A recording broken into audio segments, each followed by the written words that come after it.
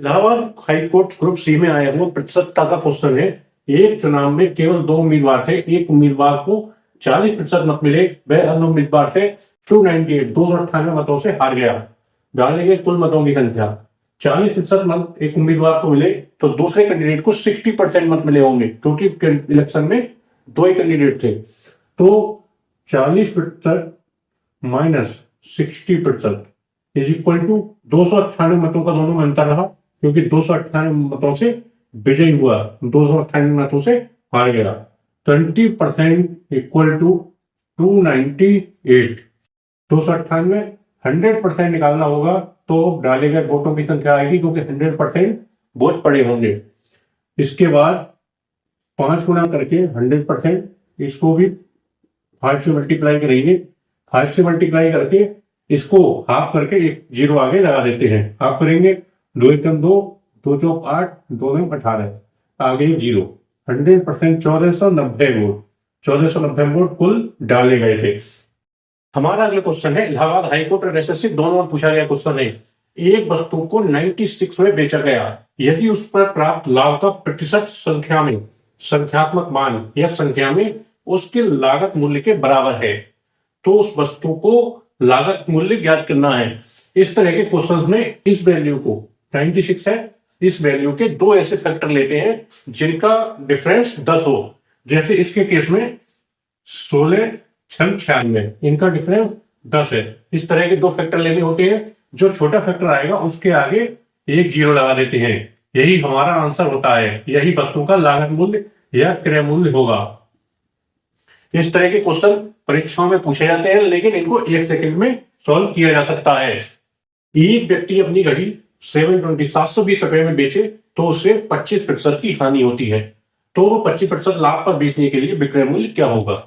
इस तरह के क्वेश्चंस में 25% के लाभ पर बेचने के लिए 125 में बेचना होगा, 25% की हानि पर बेचने के लिए 75 में। 75 में उसने बेची तो 720 720 रुपए की बिकी, तो 720 किसकी वैल्यू है, 75% की, जिसकी वैल्यू है नीचे आएगा। 125 की वैल्यू निकालनी है, क्योंकि 125% पर हमें बेचनी है। तो 25 की 75, 25 पंजे 125, 3 दूनी 6, 3 चौक 12, 240, 240 पंजे 120, 240 पंजे 1200, इसका आंसर आएगा। इसको मल्टीप्लाई करने के लिए 240 इंटू 5 को मल्टीप्लाई करने के लिए इसको आधा करते हैं 120 और एक जीरो लगा के लगा देते हैं, तो ये मल्टीप्लाई 1 सेकंड में हो जाएगा। एक क्वेश्चन है, डिस्काउंट का क्वेश्चन है। एक दुकानदार अंकित मूल्य पर 10% की छूट देने के बाद ही 8% का लाभ अर्जित करता है, उसका अंकित मूल्य क्रय मूल्य से कितना प्रतिशत अधिक है। इस तरह के क्वेश्चंस को 2 तरीके से किया जा सकता है। आपको जो सुटेबल लगे आप उस तरीके से कर सकते हैं।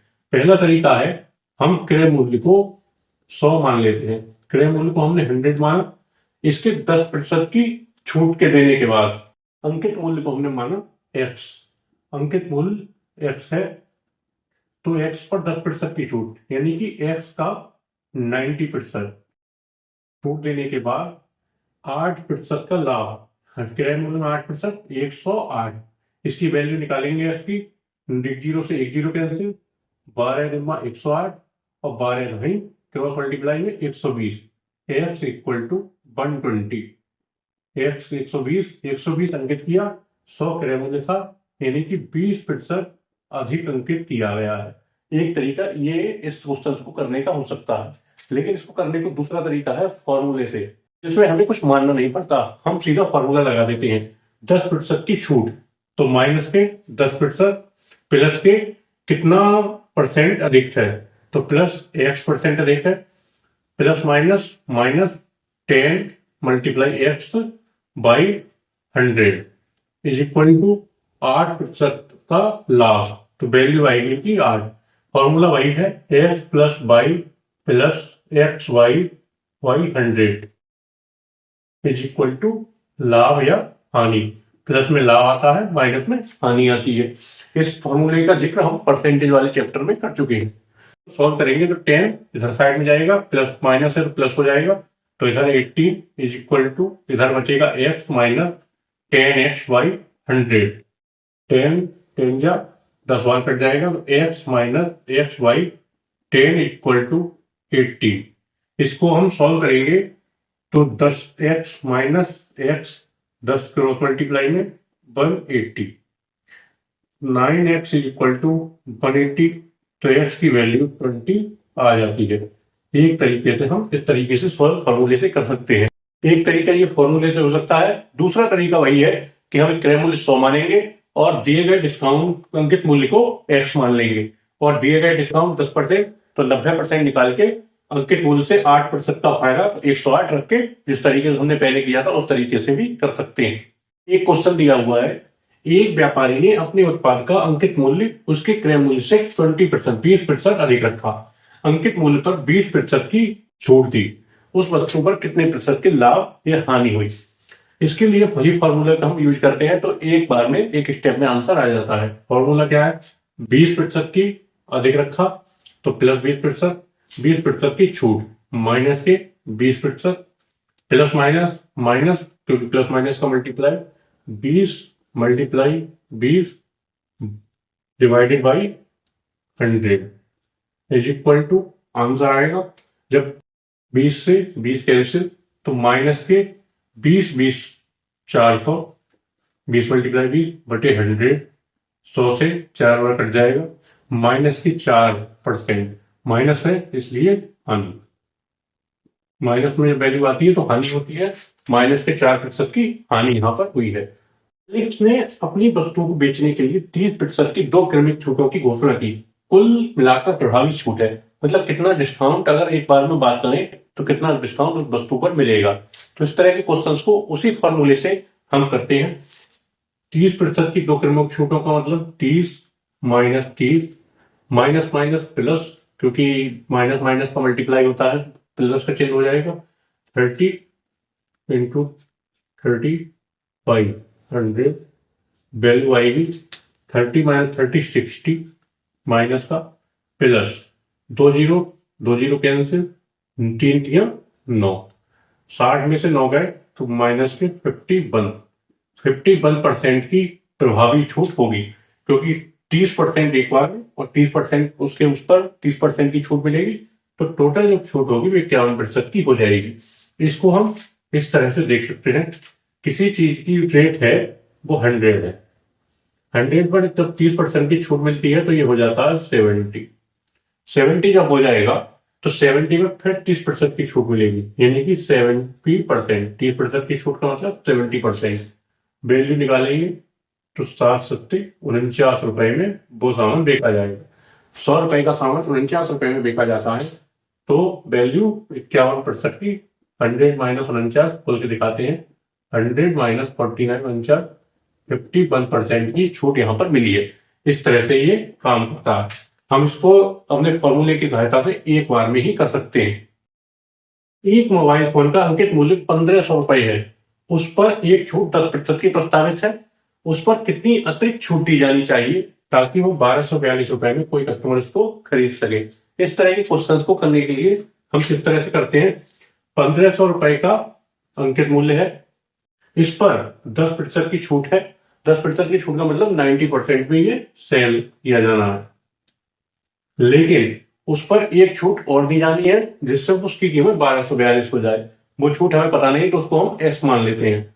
100 में से जितनी छूट दी जाती है उसको माइनस करते हैं तो इसको लिखेंगे 100 माइनस एक्स बाई 100, कितने रुपए में उसकी कीमत हो जानी चाहिए 1242, तो हम 1242 को यहाँ पर लिख देते हैं। अब इसको सॉल्व करके हम एक्स की वैल्यू निकालेंगे। सॉल्व करने के लिए 2 जीरो से 2 जीरो कैंसिल, 1 जीरो से 1 जीरो कैंसिल हो गया, 9 से 9 1 9, तो 3 27, 4 7 9 8 72, 138 यहाँ पर आ गए।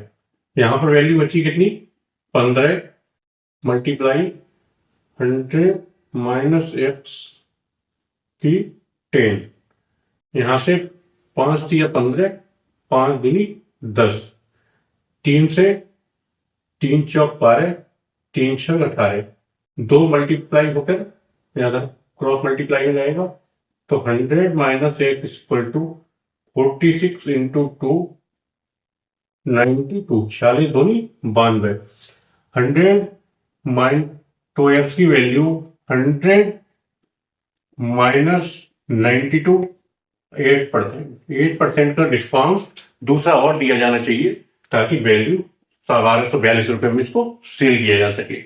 इसी राशि का 6% का साधारण ब्याज उस राशि का 9/25 9/25 है। उस ब्याज की दर याद करो। जब ऐसे क्वेश्चंस आते हैं तो 9/25 है तो हम राशि को नीचे वाली वैल्यू मानते हैं। राशि है 25, ब्याज को हम 9 मानते हैं, तो ब्याज को ऊपर वाली वैल्यू मानेंगे तो ब्याज हम 9 मान लेते हैं। इसको फॉर्मूले में जब हम लगाते हैं तो ब्याज इज इक्वल टू राशि मल्टीप्लाई दर इनटू समय बटे 100। ये फॉर्मूला हमारा साधारण ब्याज का है। इसमें हम इस वैल्यू को लगाते हैं, जो क्वेश्चंस में वैल्यू दी रखी है उसको लगाते हैं। ब्याज हमारा होगा 9, राशि हमने 25 मानी हुई है, दर हमें निकालनी है, समय हमें दिया हुआ है 6 वर्ष, 6 वर्षों का समय हमें दिया है 100।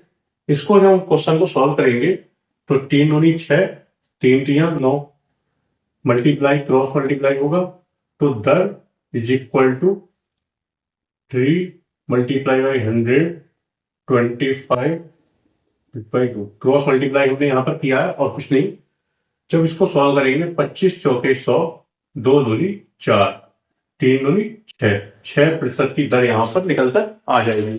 इस तरह के क्वेश्चंस में हम बस नीचे वाली जो वैल्यू दे रखी होती है उसको हम राशि मानते हैं, ऊपर वाली को ब्याज मानकर फॉर्मूले में फिट करके इस तरह से क्वेश्चंस को कर सकते हैं।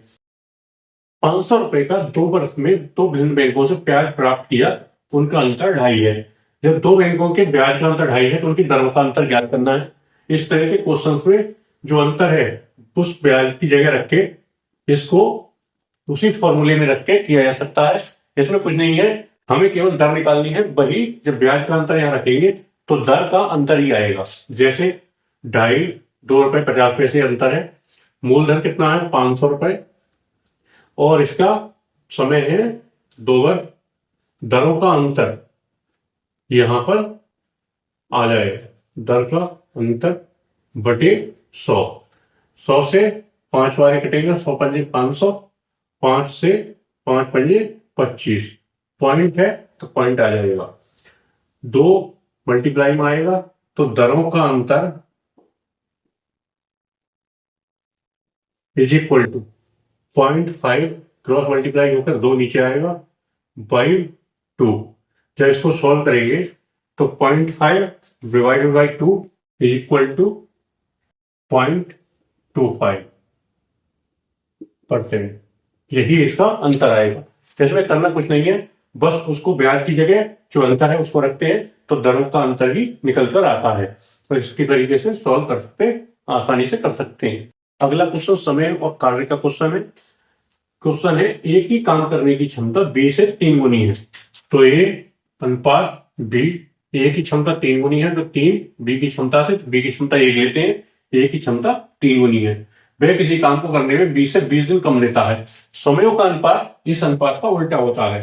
ये काम करने का अनुपात 3:1 है तो दोनों का जो लिया गया समय है उसका अनुपात 1:3 होगा। ये 1 लेगा तो ये 3 दिन लेगा। दोनों में डिफरेंस है 2 का, तो 2 का अंतर है। क्वेश्चन के अनुसार 20 दिन का अंतर दिया गया है क्योंकि 20 दिन ये कम लेता है। तो 2 बराबर 20, 1 बराबर 10, यानी कि ये 10 दिन लेगा और ये 30 दिन लेगा किसी काम को करने में। उस काम को 30 दिन में करेगा। ए बी एक कार्य को 12 दिनों में कर सकते हैं, बी सी वही कार्य 15 दिनों में कर सकते हैं और सी ए उसी कार्य को 20 दिनों में कर सकते हैं। तो तीनों मिलकर इस कार्य को कितने दिन में कर सकते हैं? इस तरह के क्वेश्चन करने के लिए हमें दिया है ए बी एक कार्य को 12 दिन में करते हैं, बी और सी मिलकर उस कार्य को 15 दिनों में करते हैं और सी प्लस ए मिलकर इस कार्य को 20 दिनों में करते हैं। तीनों का हम एलसीएम जब लेते हैं तो इसका एलसीएम 60 आएगा। तो इनका 12 दिनों में काम कर रहे हैं तो एक दिन में काम 5 यूनिट का, 15 दिन में काम कर रहे हैं तो एक दिन में काम 4 का, 20 दिनों में काम कर रहे हैं तो एक दिन में काम 3 का। हम तीनों को ऐड कर देंगे। जब ऐड करेंगे तो ए 2 है तो 2A प्लस बी 2 बार 2B प्लस सी 2 बार है तो 2C इज इक्वल टू इनको ऐड करते हैं। 5 4 9 3 12, एक दिन का काम 12, तो ए प्लस बी प्लस सी, 2 को कॉमन लेकर इधर भेजा तो ये डिवाइड में आएगा, तो 12 बाई 2 6। ए बी सी का मिलकर तीनों का एक दिन का काम 6 हो गया। इसको डिवाइड में लेकर आए, उनको काट दिया, तो ए बी सी तीनों का एक दिन का काम 6 हो गया। टोटल काम हमारे पास 60 दिया हुआ है, क्योंकि हमने इसको 60 माना है। टोटल वर्क हमारे पास 60 यूनिट का है, जो हमने इसको एलसीएम लेकर माना। एक दिन का काम 6 है, तो 60 काम करने में कितना टाइम लगेगा? 60 डिवाइडेड बाई 6, यानी कि 10 दिन में। तो ए बी और सी मिलकर इस कार्य को 10 दिनों में समाप्त कर देंगे। ए कार्य को 12 दिनों में कर सकता है। बी ए की तुलना में 60% अधिक सक्षम है। तो बी, क्योंकि 60% की हम फ्रैक्शन वैल्यू लिखेंगे, 60% इक्वल टू 3/5, ये 60% की फ्रैक्शन वैल्यू होती है। बी ए की तुलना में 60% सक्षम है, तो ए बी की कार्य क्षमता का अनुपात हम निकालेंगे, ए अनुपात बी। क्योंकि ए की क्षमता 5 है, तो बी की 60% अधिक, तो 5 + 3, ए इसकी क्षमता हो जाएगी। दोनों की क्षमताओं का अनुपात आ गया। ए एक कार्य को 12 दिनों में कर सकता है, तो ए की क्षमता है 5, 12 दिनों में कितना कार्य करेगा? 5 × 12, 5 × 12। तो बी ए मिलकर उस कार्य को कितने दिनों में करेंगे? बी ए दोनों की क्षमताओं को मिलाकर है 8 और 5 13, इसको 13 से डिवाइड कर देंगे। टोटल वर्क हमारा है 13 से जब डिवाइड करेंगे तो 12 × 60 बटे 13, इनको सॉल्व करेंगे, 13 × 4 = 52, 8 बटे 13, इतने दिन इसका आंसर आ जाएगा। इतने दिनों में ये भी मिलकर इस कार्य को कर पाएंगे।